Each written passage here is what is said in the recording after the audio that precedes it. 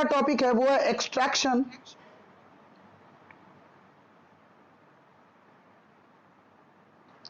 Of metal from hematite. ठीक है, haematite से मेटल का एक्सट्रैक्शन जो होगा वो कैसे होगा, किस प्रकार से होगा, इसके बारे में अब हम लोगों को जानना है। क्या होता है बाबू, समझना मेरी बात। हेमेटाइट क्या है, ओर है, किसका, तो आयरन का। किसका आयरन है, आयरन का ओर है, ओर ऑफ आयरन क्या होगा, हेमेटाइट। फॉर्मूला इसका क्या है, तो इसका फॉर्मूला है Fe2O3। उम्मीद करते हैं इतना बात आप अच्छे से समझ गए होंगे। अब पहला स्टेप हमारा क्या है, हमारा जो स्टेप वन है, जो स्टेप वन होगा, जो पहला स्टेप होगा वो क्या होगा, तो सबसे पहले हेमेटाइट ओर जो है उसको हम लोग हीट करेंगे कार्बन के साथ, ताकि ये रिड्यूस हो जाए आयरन मेटल में। सिंपली इसका एक शॉर्ट में ही जानो,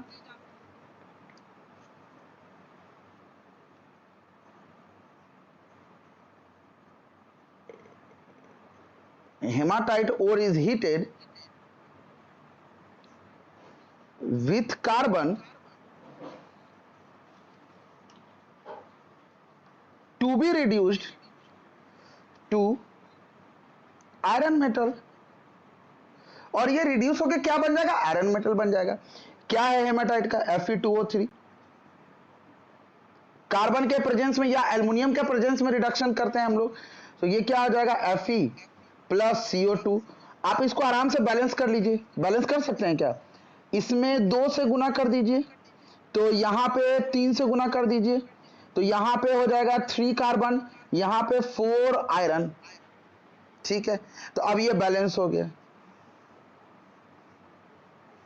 कोई दिक्कत यहां तक समझ रहे हैं, यहां तक अच्छे से आगे बढ़े। अगला extraction of lead from lead oxide.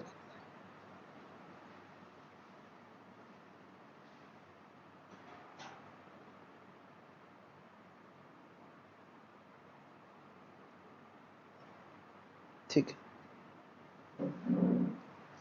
Lead oxide, lead oxide को जब हीट करते हैं कार्बन के साथ तो हम लोगों को क्या मिलता है, वो रिड्यूस होकर के क्या देता है, लेड प्लस कार्बन डाइऑक्साइड देता है। ओके, लिखते हैं यहां पे,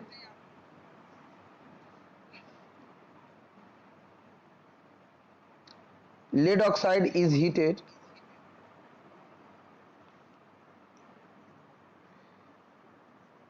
with carbon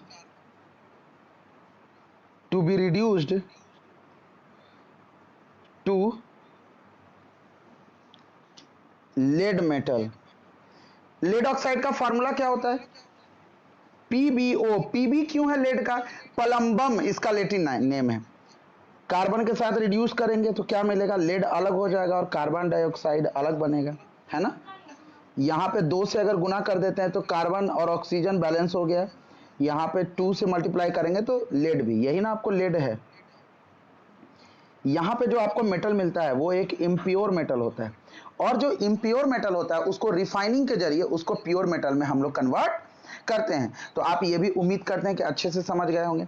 अब हम लोगों को पढ़ना है extraction of metal of high reactivity.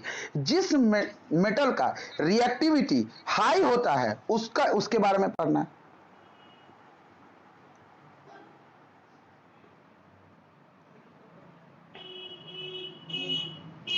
Extraction of metal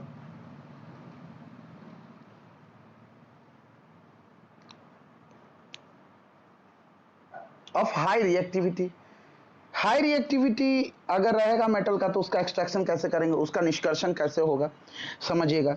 high reactivity metals कौन कौन से हैं, हाईली रिएक्टिव मेटल्स कौन कौन से हैं,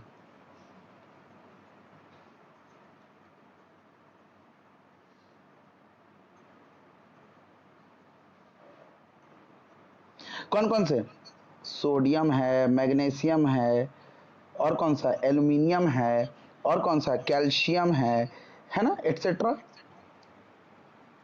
तो ये सब जो है हाईली रिएक्टिव है। इसको एक्सट्रैक्ट करते हैं कहां से, तो इनके ओर से बाई इलेक्ट्रोलिटिक रिडक्शन के द्वारा। इन सारे को कहां से ऑब्टेन करते हैं, obtain from their respective ores by the extraction by the electrolytic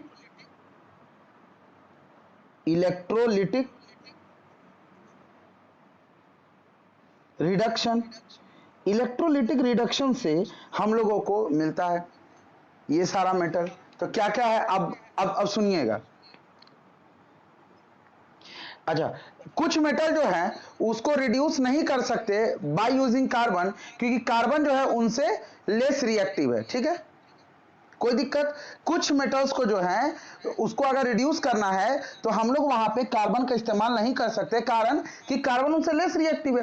carbon जब लेस रिएक्टिव होगा तो उसमें से ऑक्सीजन को निकाल ही नहीं पाएगा, उसका रिडक्शन में उसका कोई हेल्प नहीं कर पाएगा। ये चीज ध्यान रखिएगा। अब हम लोगों को समझना है कि इलेक्ट्रोलिटिक रिडक्शन का मीनिंग क्या होता है। समझिएगा ध्यान से। अब जो हमारा टॉपिक है वो है electrolytic reduction.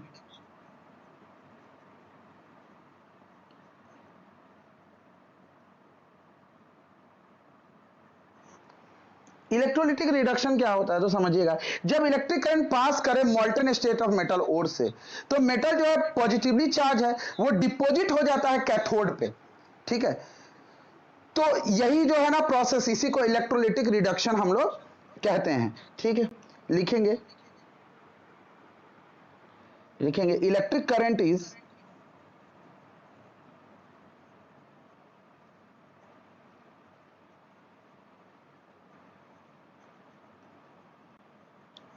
pass through the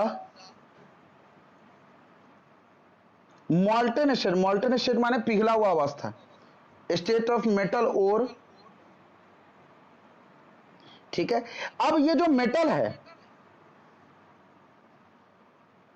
being electropositive या पॉजिटिवली चार्ज्ड,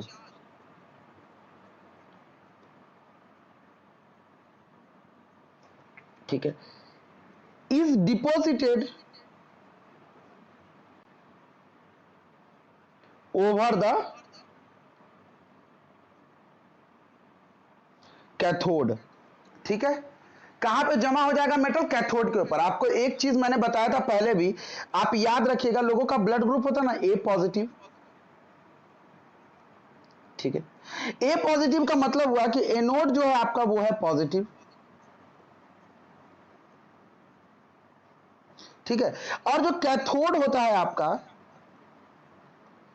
वो निगेटिव। तो मेटल होता है पॉजिटिवली चार्ज, किधर अट्रैक्ट होगा? होगा, वो जाएगा निगेटिवली चार्ज की तरफ, तो कैथोड निगेटिव, इसलिए मेटल जो है वो कहां डिपॉजिट होता है? कैथोड में।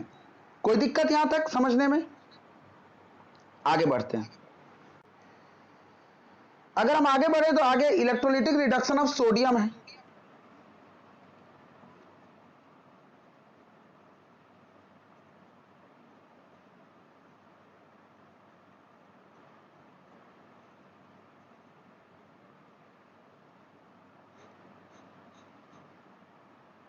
ठीक, ये क्या होता है? इलेक्ट्रिक करंट पास करेंगे molten state of solution of NaCl से या मोल्टन स्टेट ऑफ मेटल ओर से, तो क्या होता है? वो डिपॉजिट होता है कैथोड पे। तो चार्जेस बन जाते हैं आयंस के फॉर्म में ना, Na+ बन जाएगा, Cl- बन जाएगा, और फिर उसके बाद Na+ जो होगा वो कैथोड पे डिपॉजिट हो जाएगा और आपको pure metal.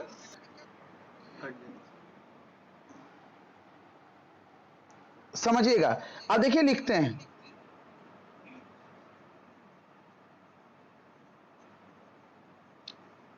Electrolytic reduction of sodium when electric current is passed through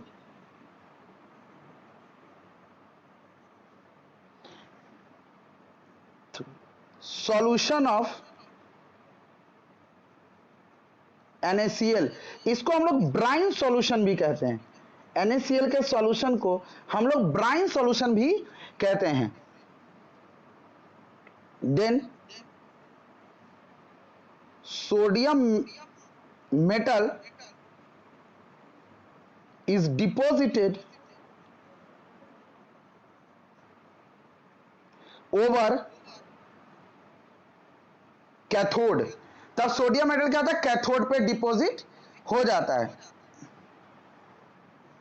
बात करें Na+ चार्ज बनेगा ऐसे ही ना, एक इलेक्ट्रॉन को लूज करेगा, तो फिर एक इलेक्ट्रॉन लूज करता है, फिर सोडियम आयन जो होता है, फिर एक इलेक्ट्रॉन लूज करता है, तो इस तरीके से सोडियम प्लस आयन बन जाता है क्या। उसके बाद अगर क्लोरीन के बारे में बात करें तो क्लोरीन जब एक इलेक्ट्रॉन को गेन करता है तो क्या होता है, क्लोरीन आयन बन जाता है। क्लोरीन जब एक इलेक्ट्रॉन को गेन करता है तो क्या बनता है, Cl- बन जाता है। और अगर यहाँ पे दो क्लोरीन हो तो ये दो इलेक्ट्रॉन करेगा ना। अगर दो क्लोरीन हो मतलब कि दो क्लोरीन को कैसे लिखते हैं, Cl2, ये वाला दो को आप हटा देंगे तो यहाँ पे 2Cl- बनेगा। समझ रहे हैं, यहाँ पे सोडियम आयन बना और यहाँ पे क्लोरीन आयन बना, है ना। और ये जो सोडियम आयन है ये कहाँ डिपॉजिट होगा, ये यही डिपॉजिटेड होगा, डिपॉजिटेड ओवर कैथोड। समझ रहे हैं, यहां तक में कोई दिक्कत। हाँ, सोडियम अगर 2NaCl है तो दो सोडियम और दो क्लोरीन, क्या सिंपल है ना। अगर हम बात करें इसी चीज को, अगर हम आपको समझाएं तो देखिए, अगर सोडियम है, सोडियम का दो अगर आयंस है तो ये क्या करेगा, दो इलेक्ट्रॉन कहीं ना कहीं लूज करेगा नहीं, तो 2Na बनेगा। उसी तरह क्लोरीन के बारे में बात करें तो ये तो होगा कैथोड पे, ये जो होगा एट कैथोड, ये जो सारा किस्सा होगा ये होगा कैथोड पे। एनोड पे क्या होगा, तो एनोड पे होगा 2Cl- प्लस 2 इलेक्ट्रॉन, तो ये क्या बनेगा, ये बन जाएगा आपका Cl2। ये किस्सा होगा एनोड पे, एनोड पे ये बनेगा, कैथोड पे ये बनेगा। सिंपल लॉजिक है। यहां तक में समझने में किसी को कोई दिक्कत।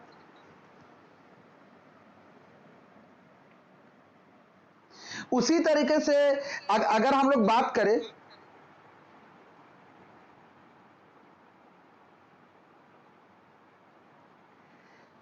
तो इलेक्ट्रोलिटिक रिडक्शन ऑफ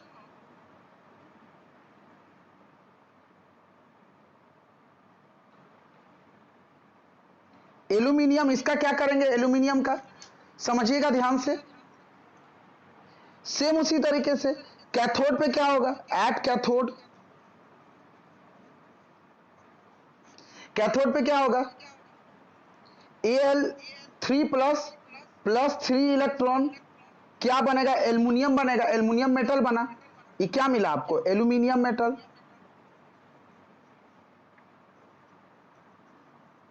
ठीक है, आगे बढ़े तो एनोड पे क्या होगा, एट एनोड, आप इजीली बना सकते हैं अब आप खुद से। एनोड पे क्या होगा, ऑक्सीजन का होगा O2-, और ये क्या करेगा, इसमें से अब इसमें से 4 इलेक्ट्रॉन क्या होगा, निकलेगा ना, या उधर वाला जो O2 है वो गेन करेगा तो ये O2 बन जाएगा, ये ऑक्सीजन गैस है। तो ये जो ऑक्सीजन गैस बना ये कहां बना, कहां बना, एनोड पे बना। एनोड पे ये काम होगा, ऑक्सीजन गैस प्रोड्यूस होगा एनोड पे और एल्युमिनियम मेटल प्रोड्यूस होगा कहां पे, कैथोड पे। और इस तरीके से आपका ये एल्युमिनियम मेटल जो है, प्योर एल्युमिनियम मेटल जो है आपको मिल जाएगा इलेक्ट्रोलिटिक रिडक्शन से। तो आप इस तरीके से बना सकते हो।